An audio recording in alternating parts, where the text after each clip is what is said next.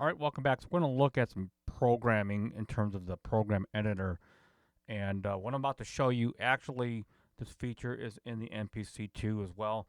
But because the MPC is really only limited to basically 4 layers of samples, whether you're in the key group editor or you're in the drum pad editor, having the 8 layers of samples deep makes a huge difference. While there is a legitimate workaround that I use in MPC 2.0 to sort of to exceed beyond the 4 layer sample limitation.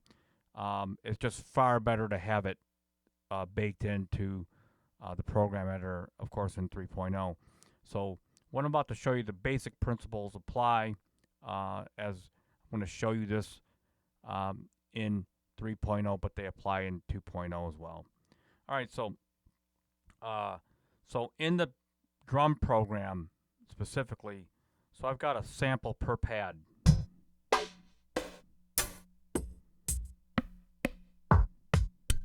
Okay, but now you can go 8 layers deep, and I'm going to show you here. Hopefully you can see on the screen. And we're going to look at the sample layer.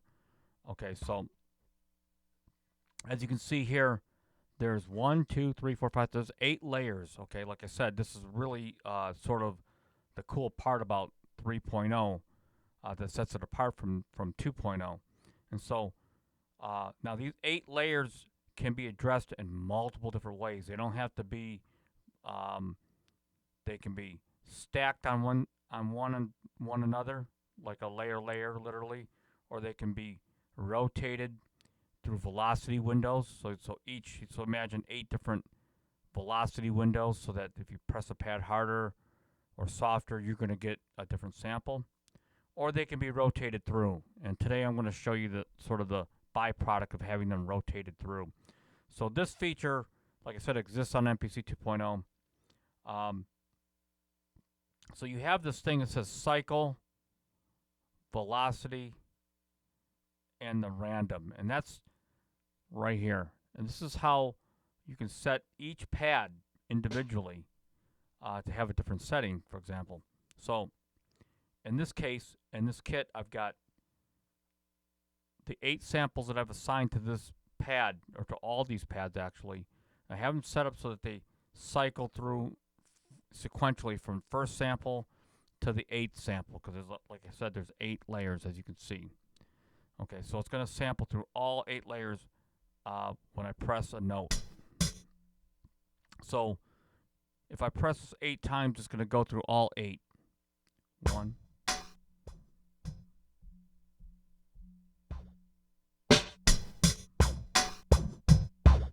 That's 8 times, and you get a different sound. And in here, I've got another percussion sample where you're going to get 8 different layers.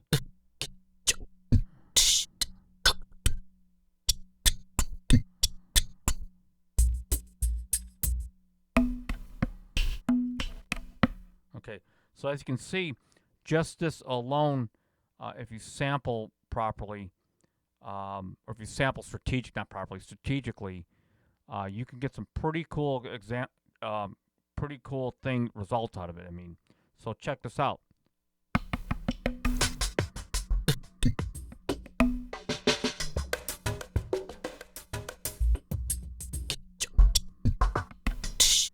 Okay, so and really the possibilities are actually endless. It just depends on what you're trying to achieve. Now, if I go back to the global first page here, you can actually have them cycle through randomly, and that would be more like this,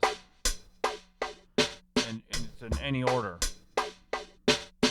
And so if you got a bunch of vocal samples like ooh, ee, ah, or lyrics that have to be in a certain order, and you want to trigger them, then you would want to put it on cycle play. But in a percussion standpoint, you might want to put it on random.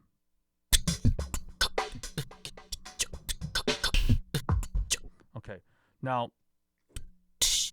put this back to cycle play. Now this is just a basic example. Okay, now when you go into the editor itself, all 8 layers. Here's 1 through 4.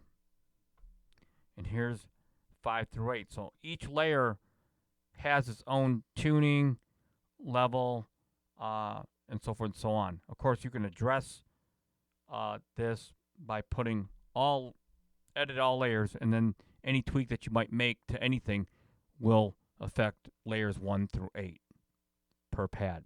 So it just depends on how you want to tweak it. There's also an option where if I hit shift and I hit multiple pads like this, see how they're all lighting up?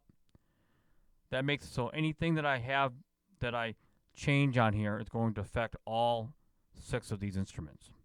So that's another little macro secret.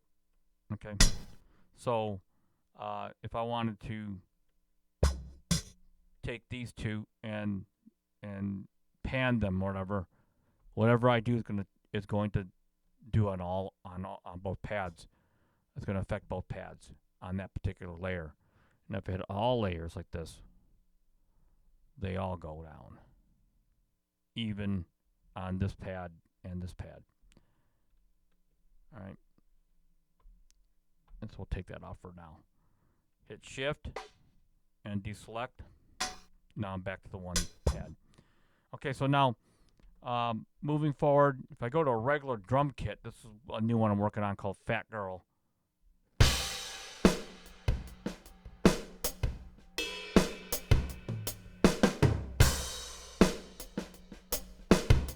Okay, now in this particular case, I'm going to use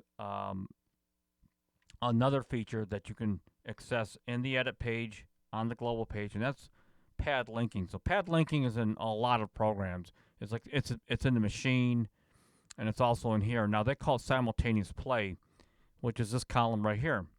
So here's a kick drum,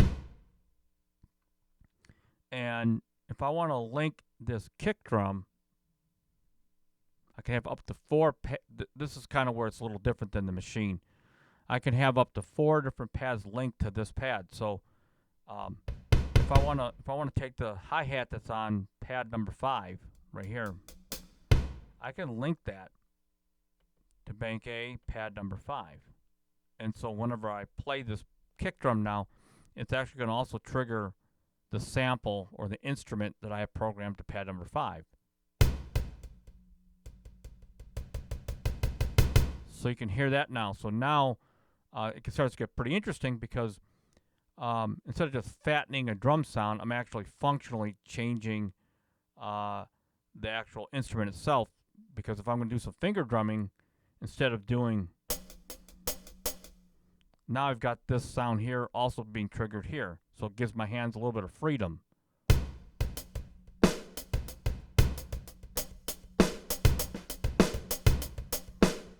Okay, now if I didn't have that linked, I would have to play a little different like this.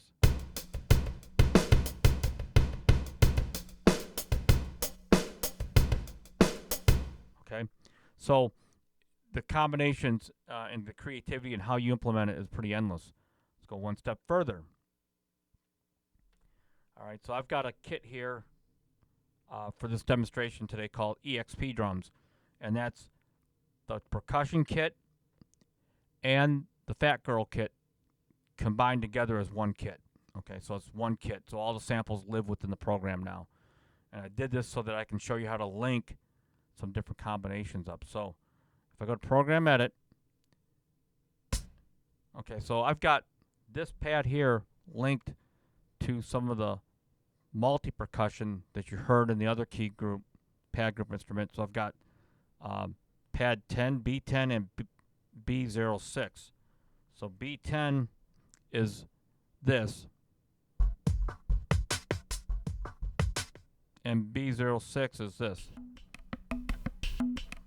And it's going to cycle through the 8 samples because I have 8 actual samples lined up. So the combinations are crazy. Look, listen.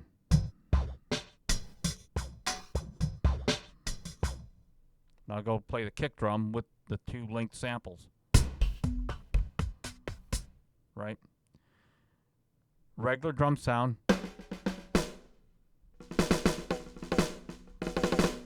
Okay, this Fat Girl snare actually is linked to another snare that I had in the library.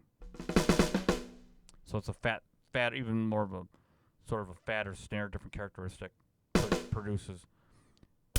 This I have hooked up to B11. This hi-hat is hooked up to a vocal that cycles through 8 vocal samples in order.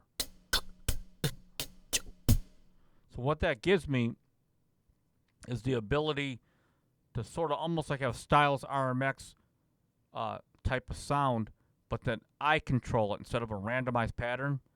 I can control it and tweak it. So check this out. I'll play several different types of patterns, and the percussions will always sync because they're always going to be determined by my kick and this particular hi-hat.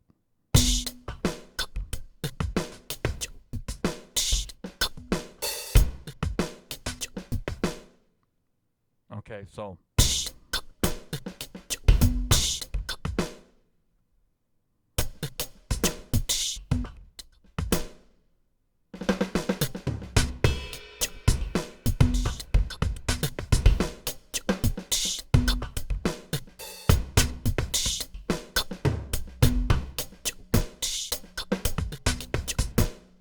okay.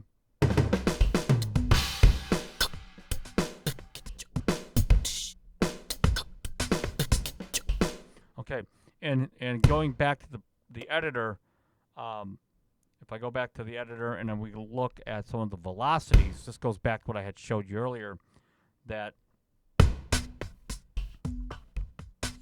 so if this is hooked to B11, I can go into B11 right here, this here, and I can go in and change the level of the actual decibel of the output of this particular instrument, or getting a little more advanced, we can go into here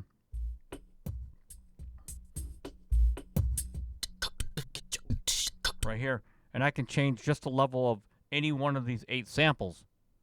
So I can go in and tweak maybe this sample, or I can change them all.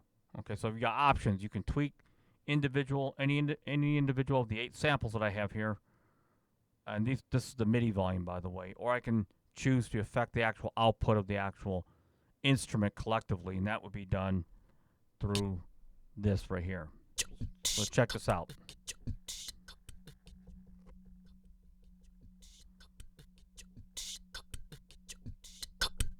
So if I go back to the original kit where it's linked,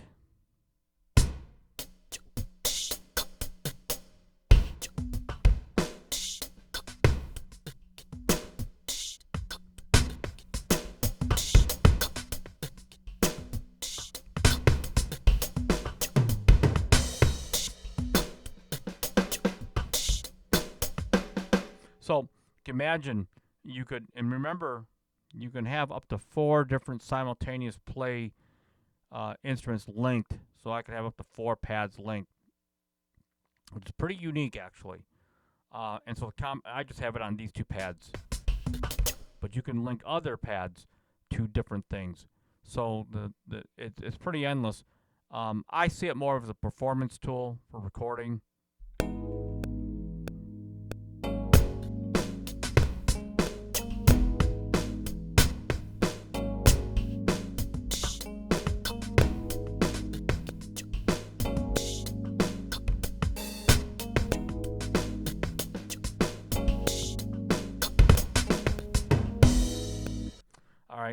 But you think about it. You could have different guitar riffs on each sample, and every time you hit the pad, you're going to go to get a different guitar riff.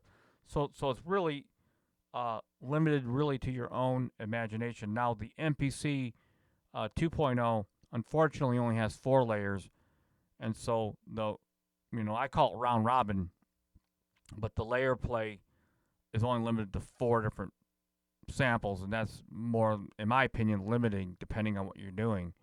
But perhaps maybe not for you. So anyway, leave any questions or comments, and if you're still here, don't forget to visit my MPC expansion store.